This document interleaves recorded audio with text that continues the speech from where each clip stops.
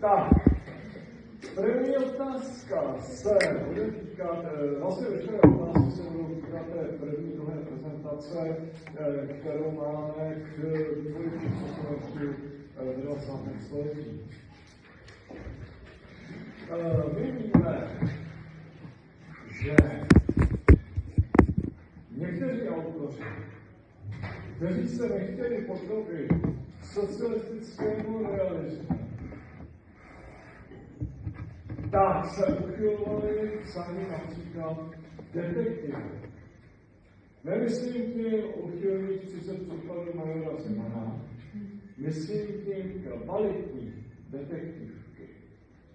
A pokud si vzpomínáte na tu prezentaci, tak tam mám vyfoceného jednoho herce z takové řady těchto detektivek, které do dneška chodí opakovat v televizi. Pak už bych vám mohl říct akorát jméno. To jste hodnej. Dvojka se bude týkat budovatelského dománu. A my víme, že autoři se tak dlouho snažili vytvořit kvalitní budovatelský román, až jeden autor udělal budovatelský román, ve kterém ale hrůza spodobně záporáka nakonec s každými vlastnostmi, konkrétně vlastenectví. A tím vlastně úplně ten budovatelský román zařízl a od té doby už nic nevzniklo.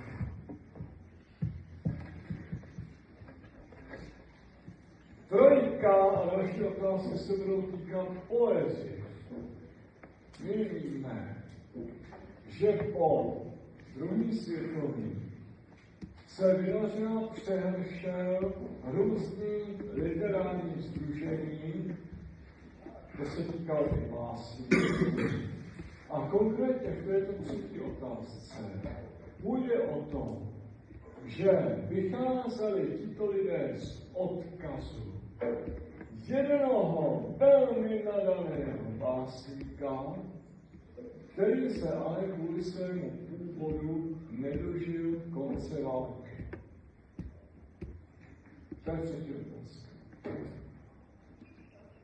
Čtvrtá otázka bude také na uskupení básníků, kteří rozvíjeli po válce tzv.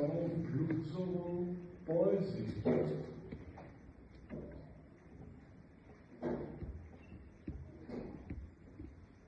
Pátá otázka se rovněž týká bluesové poezie a vy si jistě vzpomenete na hodinu, kdy jsme si pouštěli některé tyto zhudebněné básně. A dokonce jsme si říkali i jméno dotyčného hudebníka, který je zhudebňoval. Šestka se bude týkat také básní.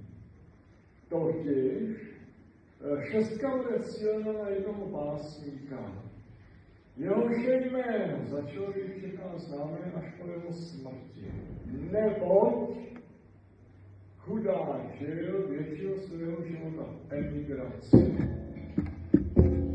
kde vůbec nedovedli docenit, jak skvělý je to básník.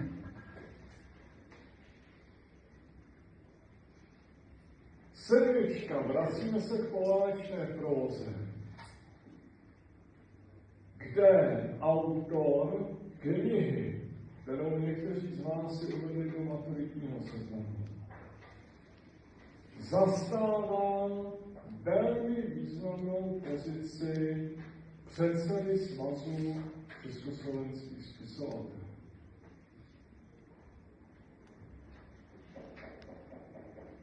Osmička.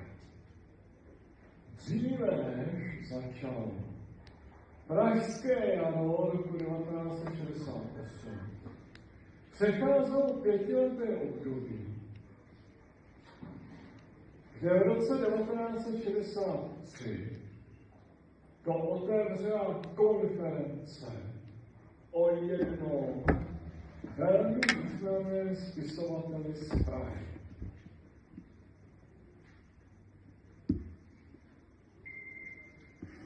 Devátá otázka bude právě veliká, protože tady mi výraz čísla jednotného převede